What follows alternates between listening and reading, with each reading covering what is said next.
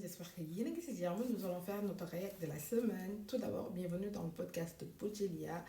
Vous pouvez nous suivre sur les réseaux sociaux, TikTok, Instagram, YouTube, ou nous écouter sur les plateformes de podcast. Aujourd'hui, nous allons faire notre réact de l'épisode 19 et 20 de la série BTBT.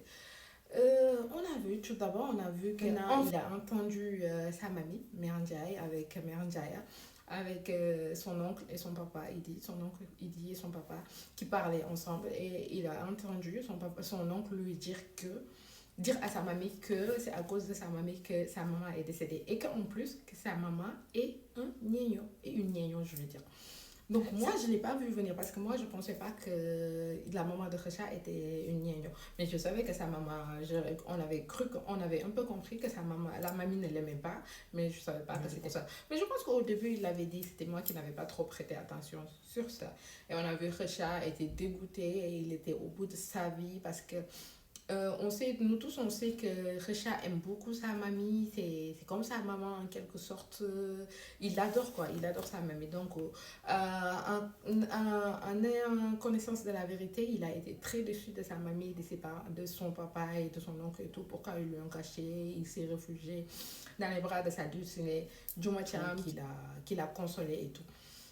Après, on a vu Jumacham aussi, ça lui a fait mal et elle est partie chez elle elle est partie chez elle le fait que tu vois quelqu'un que tu aimes qui a mal, c'est normal que toi aussi tu aies mal, ça c'est normal. Et après, on a vu Jumacham qui pleurait elle aussi chez elle et tout.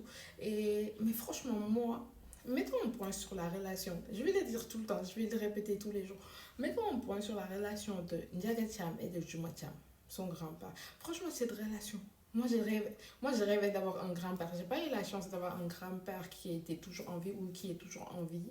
J'ai pas trop eu connaissance, j'ai pas trop connu mes grands-parents. Donc, j'ai pas eu cette chance-là. Mais franchement, quand je la vois, j'ai l'envie, comment son grand-père s'occupe d'elle, comment son grand-père, il est là, elle est la prunelle de ses yeux. Franchement, c'est beau. C'est hyper beau. Quand elle pleure, son papy pleure. Ndiaga Cham mange pas et tout et tout. Ndiaga Cham même se permet de gronder sa femme juste parce que, en quelque sorte, elles ont pas calculé du Cham, quoi. Elles l'ont laissé seule, en quelque sorte, tu vois. Tellement que c'est beau. Après, on a Chacha qui a vu son mari Ali Mamadou qui était sorti soi-disant avec ses copains et qui l'a bu et qui sentait l'alcool, quoi, en quelque sorte. Mais franchement, c'est bien fait. Moi, je suis contente. Sur ça, je suis très contente. Je veux juste que. Je ne prends pas pour qu'on tape les femmes, mais je veux juste que son mari commence à la taper. Je ne dis pas méchamment, c'est juste pour faire comprendre à ses parents que ils ont fait le mauvais choix. Donc le bon choix, c'était pas quoi. Juste, je vois ça avant qu'elle parte en France, des trucs comme ça. Je veux juste que le réalisateur les laisse à la maison et qu'Ali Momodo commence à taper Chacha pour que ses parents puissent se dire que pourquoi on a mis notre fille dans cette merde. Franchement. Et on a vu qu'Al Mamadou buvait de l'alcool et tout et tout. Donc il était un peu dépendant, peut-être, je pense. Mais je pense que ça va continuer comme ça. Et vous allez me le dire que je l'avais dit. Après, Chacha a été un peu déçue, mais comme elle connaît pas ce qu'elle fait, elle n'est pas en mesure de comprendre parce que comme elle a été maraboutée, elle sait même pas ce qu'elle fait. Après, on a Amina qui a appelé son mari, Monsieur Sao, pour lui expliquer, pour lui dire que la bonne nouvelle, qu'elle était enceinte. Franchement, c'était la meilleure nouvelle. Comme papa peut rêver que sa femme lui dise ça, comme mari peut rêver que sa femme lui dise ça. Donc, M. Sissao était excité, hyper excité, content, il a sursauté, il est parti le dire à sa famille, il commençait à faire des bisous à sa femme sur le ventre et tout, c'était trop mignon. Mais franchement, moi, M. Sissao, je l'adore. Parce que bien vrai que M. Sissao, il se la pète trop, il incarne quoi, mais Théoul, avec feeling quoi, tu vois. Moi, par contre, la famille de Kheucha, je les supporte moins parce que je trouve qu'ils en font trop. Mais par contre, M. Sao, il incarne, mais classe quoi, je sais pas comment le dire, je sais pas, je l'adore, comment il le fait, comment il dit ses mots et tout. J'aime bien ce qu'il fait quoi. Je trouve qu'il joue bien. Ok, et après il était content, il a dit à Degen et tout. Je pense que Degen n'était pas trop contente, peut-être oui, peut-être non, mais je pense elle pensait juste à elle, peut-être qu'elle a eu un enfant, qu'elle a perdu son enfant. Je pense, j'avais cru comprendre un peu des trucs comme ça, je me rappelle plus. Mais moi c'est ça. était aux anges. On va finir. Après, on a vu Marouja et Alkali, comme ils se sont enfin réconciliés, ils se sont dit qu'ils vont organiser une rencontre, un yandou, chez Alkali ou chez Marouja. Après, finalement, ça a été chez Alkali. Donc, ils vont faire un yandou et qu'ils vont passer la journée avec les trois femmes et toute la famille ensemble réunie pour montrer qu'ils se sont réconciliés. Et tout le monde attendait les yandou et tout.